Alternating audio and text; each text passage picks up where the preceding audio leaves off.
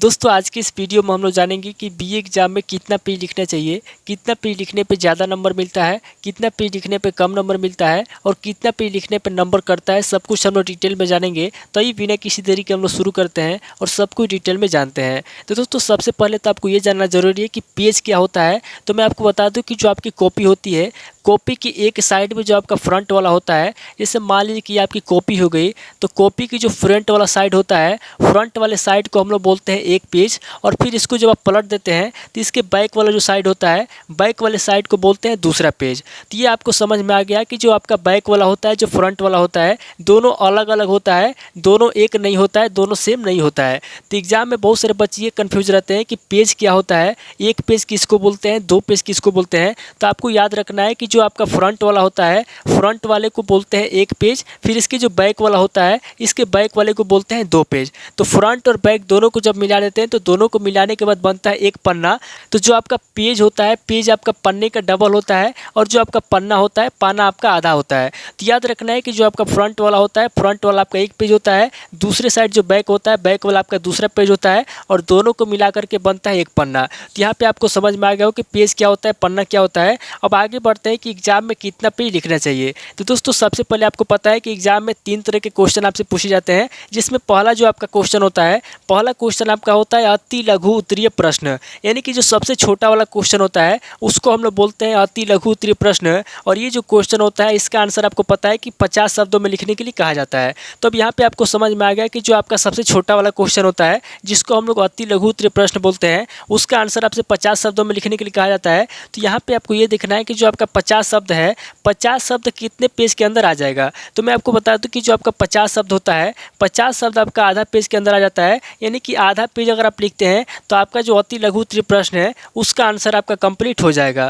तो एग्जाम में अगर आपको अति लघु उत्तरीय प्रश्न का आंसर लिखना है तो उसके लिए आप कितना लिखेंगे, तो उसके लिए आपको कम से कम आधा पेज लिखना है। यानी कि जैसे ही आप आधा पेज लिख लेते हैं तो आपका ये जो अति लघु उत्तरीय प्रश्न है उसका आंसर आपका कंप्लीट हो जाएगा। अब आगे बढ़ते हैं, दूसरे तरह के क्वेश्चन को देखते हैं। तो एग्जाम में आपको पता है कि जो आपका दूसरा क्वेश्चन आता है, दूसरा क्वेश्चन आपका होता है लघु उत्तरीय प्रश्न। अब ये जो आपका लघु उत्तरीय प्रश्न होता है, आपको पता है कि लघु उत्तरीय प्रश्न का आंसर आपको 250 शब्दों में लिखना होता है। और ये जो आपका 250 शब्द होता है, आपको ये देखना है कि एग्जाम में 250 शब्द कितने पेज के अंदर आ जाएंगे। तो मैं आपको बता दूं कि जो आपका 250 शब्द होता है, ये 250 शब्द आपके 2.5 पेज से लेकर के 3 पेज के अंदर आ जाएंगे। यानी कि अगर आप 3 पेज लिख लेते हैं तो आपका जो लघु उत्तरीय प्रश्न होता है उसका आंसर आपका कंप्लीट हो जाता है। और आंसर कंप्लीट होने पे आपका जो भी नंबर आता है 10-12 नंबर आपको मिल जाता है। अब आगे बढ़ते हैं, जो आपका तीसरा क्वेश्चन होता है, जो आपका लॉन्ग क्वेश्चन होता है, जिसको हम लोग दीर्घ उत्तरीय प्रश्न बोलते हैं। तो आपको पता है कि लॉन्ग क्वेश्चन का आंसर आपको 500 शब्दों में देना होता है। तो जो आपका 500 शब्द है, यहाँ पे आपको ये देखना है कि 500 शब्द कितने पेज के अंदर आते हैं। तो जो आपका 500 शब्द होता है, 500 शब्द आपका जो है कि 6 से 7 पेज के अंदर आ जाता है। अब ये जो 6 पेज से 7 पेज अगर आप लिखते हैं तो उसके बाद जो आपका नंबर आता है 15 से 20 नंबर या 10 नंबर जो भी आपका रहता है, आपको फुल मार्क्स मिल जाता है। तो एग्जाम में अगर आपको लॉन्ग क्वेश्चन का आंसर लिखना है तो उसके लिए आपको 6 से 7 पेज लिखना होगा। अगर आपको लघु उत्तरीय प्रश्न का आंसर लिखना है तो उसके लिए आपको 2.5 से 3 पेज लिखना होगा। और अगर आपका अति लघु उत्तरीय प्रश्न का आंसर देना है तो उसके लिए आपको कम से कम आधा पेज लिखना होगा, तभी आपका अति लघु उत्तरीय प्रश्न कंप्लीट होगा। तो उम्मीद करता हूँ कि आपको तीनों तरह के क्वेश्चन का आंसर समझ में आ गया होगा कि लघु उत्तरीय प्रश्न का आंसर कितने पेज में लिखना है, लॉन्ग क्वेश्चन का आंसर कितने पेज में लिखना है और सबसे छोटा वाला जो क्वेश्चन होता है उसका आंसर कितने पेज में लिखना है। तो दोस्तों आगे बढ़ते हैं और हम लोग जानते हैं कि जो एग्जाम में बहुत सारे बच्चे सवाल करते हैं कि सर एग्जाम में ज़्यादा नंबर लाने के लिए कितना पेज लिखना चाहिए, ज़्यादा नंबर लाने के लिए कितना पेज लिखना चाहिए और कितने पेज लिखने में ज़्यादा नंबर मिलता है। तो दोस्तों मैं आपको बता दूं कि ये कोई मायने नहीं रखता कि अगर आप 32 पे 32 पेज लिखते हैं तो आपको ज़्यादा नंबर मिलता है। मायने ये रखता है कि आप किस तरीके से लिखते हैं, आपका राइटिंग कैसा है, लिखने का तरीका कैसा है, आपने कितनी गलतियाँ करी है, आपने कितनी साफ सुथरे तरीके से लिखा हुआ है। अगर आपकी राइटिंग अच्छी है और आपने कोई भी गलती नहीं किया हुआ है और आपको जितना पता है अगर आपने उतना सिंपल तरीके से लिखा हुआ है, तो एग्जाम में अगर आप 20 पेज लिख लेते हैं या फिर आप 22 पेज लिख लेते हैं या फिर अधिक से अधिक अगर आप 18 पेज भी लिख लेते हैं तो उस कंडीशन में दोस्तों आपको ज़्यादा नंबर मिल जाता है।